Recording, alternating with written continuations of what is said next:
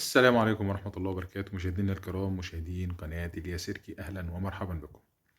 النهاردة في فيديو جديد فريد من نوعه. بيتكلم عن تعليم اللغة الإنجليزية بطريقة مبسطة جدا كده.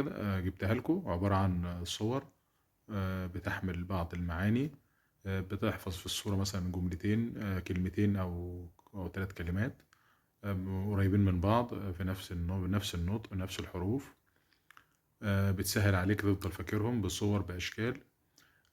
بس أولا فضلا وليس أمرا الاشتراك في القناة وتفعيل زر الجرس ليصلكم كل جديد إن شاء الله.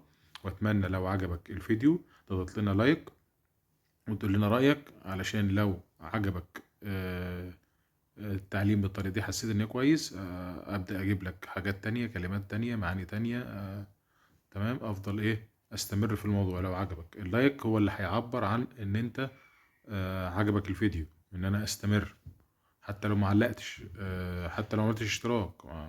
لكن اللايك بتاعك بعرف بقارن بين المشاهدات واللايكات. عمل مثلا وليكن في 1000 مشاهدة، طب فيهم كام لايك؟